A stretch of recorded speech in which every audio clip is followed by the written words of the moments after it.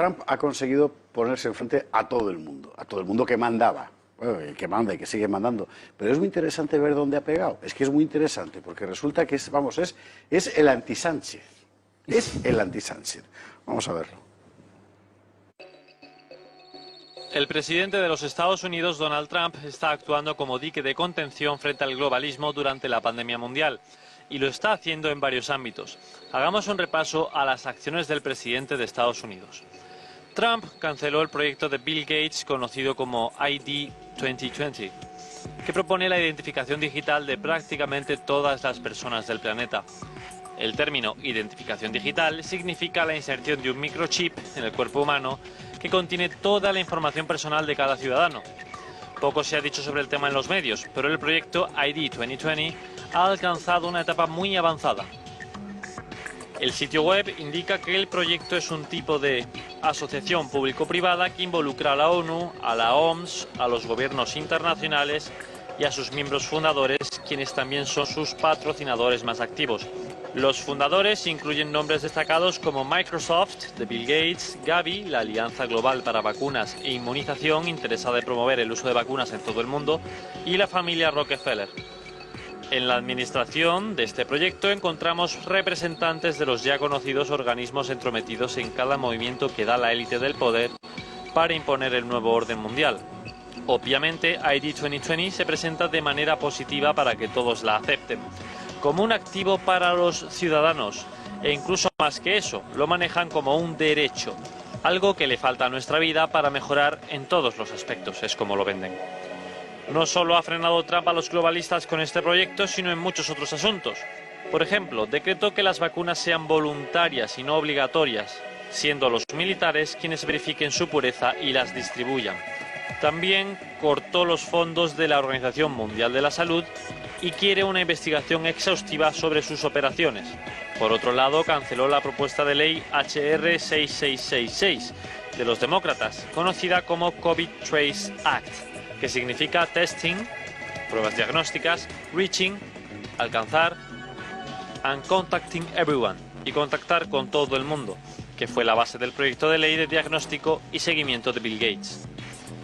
Trump también canceló, como ya hemos comentado, el proyecto de Bill Gates conocido como ID 2020 y por otro lado abrió una plataforma de informes para que la misma población pudiera denunciar la censura que le aplicaran en Facebook, Twitter y YouTube. El resultado fue rotundo, ya que en poco tiempo se saturó de denuncias y así Trump obtuvo la evidencia que necesitaba para tomar acciones en contra de la censura.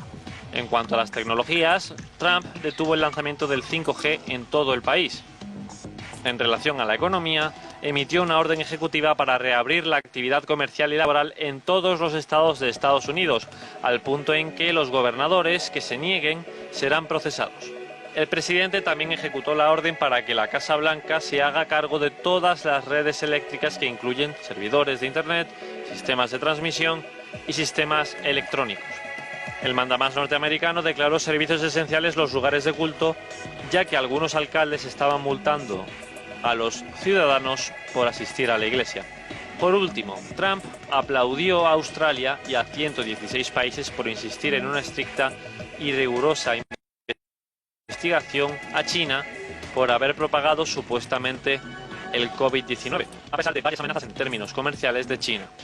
Por todo ello, Trump está en el punto de mira de la élite global que ya le ha declarado la guerra. Es que atentos a la panoplia, ¿eh? Es decir, industria farmacéutica, industria de telefonía... Todo. Finanzas, todo. O sea, hay que pensar, si uno estudia un poquito el último siglo, lo que ve, sobre todo después de la Segunda Guerra Mundial, lo que ve es un avance hacia la globalización espectacular. Es decir, ya no estamos hablando de la globalización, estamos hablando del globalismo, es decir, sí, del debilitamiento consciente y deliberado de las soberanías nacionales. Aquí en Europa tenemos el claro ejemplo de la Unión Europea, que ahora ya quiere avanzar hacia un ejército común, hacia la homogeneización de la fiscalidad y bancaria, etcétera. Pero esto se está produciendo en todo el mundo y detrás de esto hay gente, muy especialmente en Estados Unidos, el Partido Demócrata especialmente, pero también el republicano. Quiere decir que este es un proyecto en el que estaba, digamos, colaborando todo el mundo que cuenta, todo el mundo que es alguien. Entonces, cuando suceden dos fenómenos que alertan a los globalistas, porque esto iba, digamos, viento en popa, esto avanzaba sin ningún tipo de roce. Y, ¡pum!, el primer problema, que es el Brexit. Claro, el Brexit, Cameron no lo hace para perderlo, lo hace para ganarlo. Y si os acordáis de cómo lo daban los medios, pues era pan comido, iba a salir que no se iban de la Unión. Entonces esto fue una cosa tremenda. Y luego lo de Trump ha sido todavía más descarado porque, si os acordáis, a Trump en el momento en que ganó, incluso antes de que pisara la Casa Blanca, empezaron todo tipo de triquiñuelas para echarle, desde manifestaciones que querían también hacerse violentas, hasta recuentos, hasta presionar al colegio electoral para que incumpliera, digamos, su mandato y eligiera a otro, hasta medir de todo. Hemos tenido, por supuesto, la trama rusa, que ha gastado cientos de millones de dólares en nada, y el espionaje encargado por Obama a la campaña de Trump, que ahora va a salir, y ahí tenemos la complicidad del FBI, en fin, tiene a todo el mundo en contra, efectivamente, porque es el mundo. Es decir, tendemos a pensar, tendemos a ver Estados Unidos como un imperio, que qué malos son los americanos que nos están haciendo esto, que están ingiriendo en todas partes. En realidad, lo que estamos comprobando, y si hay imágenes se pueden ver las ciudades ardiendo y tal, es que Estados Unidos es un país más del imperio.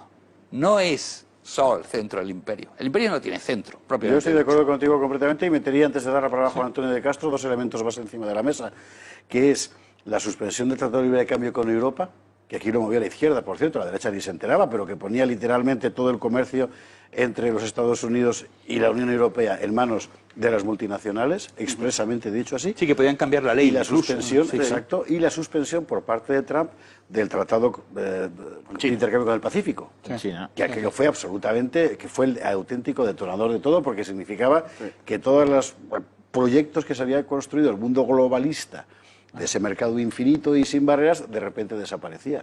Claro, a partir de ese momento... Él lo explica muy bien en un momento determinado, perdóname. No, por favor.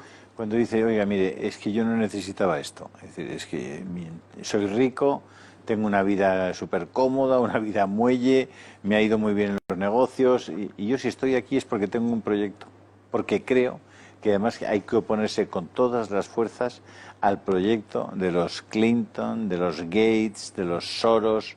Lo dice con toda claridad. Hay uno de los discursos antes de su victoria electoral, dice, yo vengo aquí a enfrentarme con toda esta gente porque creo que es una cuestión de supervivencia de América y de supervivencia del mundo. Yo creo que lo ha tenido claro desde el minuto uno, y sus adversarios también. No le han dado ni un margen de 5 minutos de descanso, ni de dejar de atosigarle con todo tipo la verdad es que en la mayor parte de las veces de mentiras. Yo no creo que lo haya tenido claro desde el minuto uno, en absoluto. Vamos a decir que haya seguido un poco la carrera de este hombre antes de entrar en la política. Si tenía que hablar de política o si tenías que juzgar por los amigos que frecuentaba, era más bien demócrata. Es decir, era un tipo del que se podía esperar que si llegaba, yo me atengo, Carlos, a uno de sus discursos más importantes en el que dice exactamente eso. Totalmente. Por eso te digo, pero no es desde el minuto. Es decir, que es un tipo que se ha dado cuenta en el momento en que entra la política, que entra como el gran millonario conocido por programas de televisión, etcétera, y que supongo que le encargaría una especie de estudio de mercado. Oye, ¿qué es lo que falta para que yo me presente? Y entonces se da cuenta que hay una enorme masa de votantes que no tiene a quién votar, porque los dos grandes partidos opinan lo mismo en esas cuestiones que a él le importan muchísimo, como puede ser el tema de la inmigración, como puede ser la deslocalización de las empresas, etcétera, etcétera. Y dice, este es mi tema. Y lo hace suyo, y en el momento que lo hace suyo, es un tipo, digamos, eficaz y cabezota, y se lo toma en serio. Y se lo ha tomado muy en serio. Pero yo creo que ha sido así un poquito. Yo creo que es difícil explicarnos todo esto si no lo vemos desde un punto de vista geopolítico y de equilibrio de fuerzas y de nacimiento y de desvanecimiento, en cierto modo, del imperio americano y del crecimiento de China. Entonces el imperio americano se desvanece, cae y empieza a haber una especie de nerviosismo que se ve por las corrientes demócrata y republicana, con una fuerza de seguir ejerciendo el poder, aquí hay que sacar este país adelante y tal, y surgen, y hay las dos, digamos, las dos fuerzas que en este momento están imperando a nivel mundial. Una que es la visión del nuevo orden mundial, apoyada por los demócratas, Clinton, Bill, todos Gates y todo ese grupo, y toda la agenda y todo el follón que estamos viendo. Y por el otro lado tenemos a Trump con una visión absolutamente mucho más de equilibrio tripolar, en el que podríamos ver a Estados Unidos, a China y posiblemente India en el futuro. Todavía no está. ¿Cuál de las dos vencerá? Es la respuesta de qué pasará con el post-imperio americano.